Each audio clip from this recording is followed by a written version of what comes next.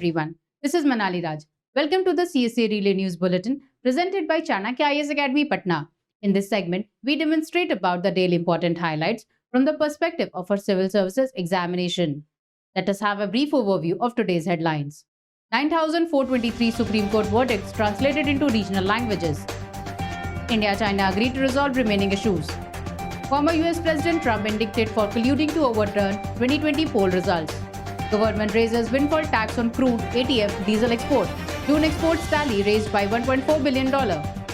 Today's synoptic report is about why is the Kaveri water sharing issue flaring up again. Moving into the details of the news, Supreme Court had translated 9,423 of its judgment from English to 14 regional languages. 4 of the judgments have been translated to Nepali. The project includes translating Supreme Court judgments and providing summaries of the verdicts. The highest number of judgments, 8,977, have been translated to Hindi, followed by Tamil at 128. Gujarati has cornered the third spot at 86, while Malayalam and Odia share the fourth spot at 50 each. 33 verdicts have been translated to Telugu, 31 to Bengali, 24 to Kannada, 22 Marathi, 11 to Punjabi, 4 to Assamese, 3 to Urdu, and 1 each in Garo and Khasi.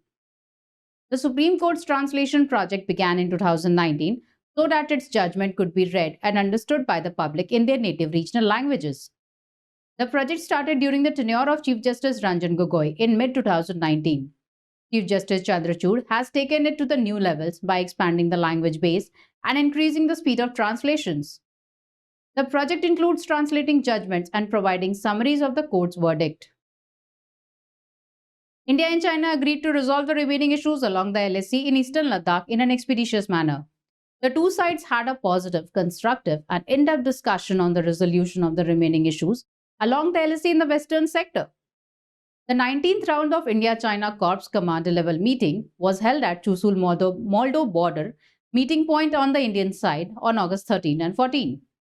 It was for the first time that the high-level military talks on the lingering border row spanned 2 days. They agreed to resolve the remaining issues in an expeditious manner and maintain the momentum of dialogue and negotiations through military and diplomatic channels. The Indian and Chinese troops are locked in an over 3-year confrontation in certain friction points in eastern Ladakh, even as the two sides completed disengagement from several areas following extensive diplomatic and military talks.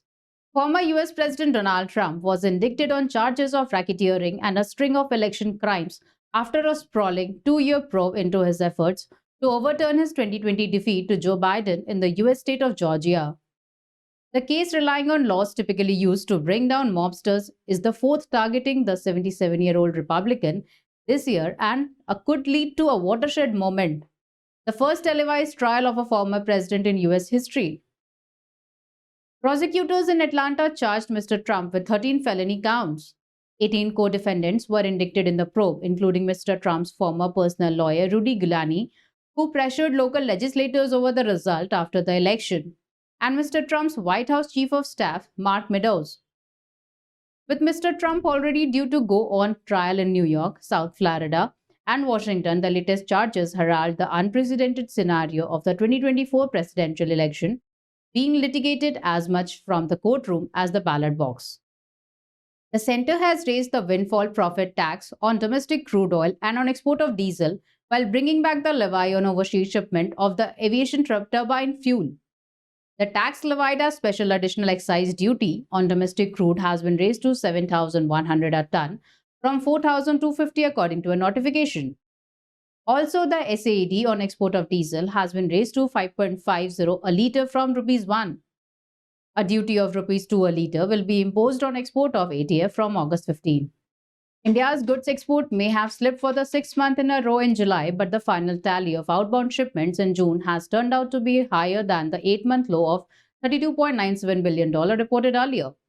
As per revised trade data, June's goods exports now stand at $1.4 billion higher at $34.35 billion, driven largely by a $1.1 billion rise in petroleum products exports compared with the initial assessment. Between April and July, petroleum exports have declined 32.5% to $23.67 billion, with officials attributing this to the fall in global oil prices rather than lower export volumes. India's goods export may have slipped for the sixth month in a row in July, but the final tally of outbound shipments in June has turned out to be higher than the 8-month low of $32.97 billion reported earlier. As per revised trade data, June's goods exports now stand at $1.4 billion higher at $34.35 billion, driven largely by a $1.1 billion rise in petroleum products exports compared with the initial assessment. Between April and July, petroleum exports have declined 32.5% to $23.67 billion, with officials attributing this to the fall in global oil prices rather than lower export volumes. Today's synoptic report is about Kaveri water sharing. On August 14, Tamil Nadu government sought the Supreme Court's intervention to make Karnataka immediately release 24,000 cubic feet per second from its reservoirs and ensure the availability of the specified quantity of water at Biligundlu on the interstate border for the remainder of the month. Karnataka has contended that lower rainfall in the Kaveri catchment, including in Kerala, has led to the poor inflow to its own reservoirs.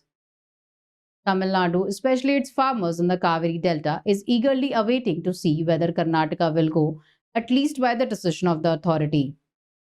Government schemes in news. Prime Minister announces new housing scheme for urban poor, low interest rate loans on offer. The new scheme to help the urban poor build houses in cities. Under this program, they will receive relief in interest rates and loans taken from banks to construct their houses. The initiative will benefit families that live in unauthorized colonies, slums, or rented houses in various cities, and that weaker sections living in cities faced a plethora of problems. The centre has allocated a subsidy of Rs 10 lakh crore for providing cheaper urea to the farmers. A bag of urea worth 3,000 rupees in global market is being made available to the farmers at Rs 300, adding that the poor should get cheap urea. On the one hand, nano urea and nano DAP are being worked upon, while on the other side, government is also emphasizing organic farming. Also, the Farmers Producers Association app is being developed. Some text in news for today. India's imports from Russia doubled to $20.4 billion in April to July session.